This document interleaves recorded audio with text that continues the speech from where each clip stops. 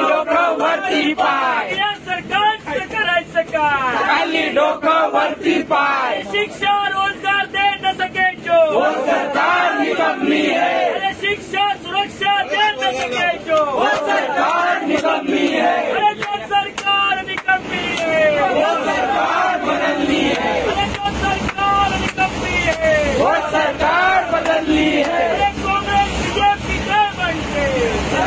शिक्षण नाही म्हणते, अरे कांग्रेस बीजेपी काय म्हणते, गरिबाला शिक्षण नाही म्हणते.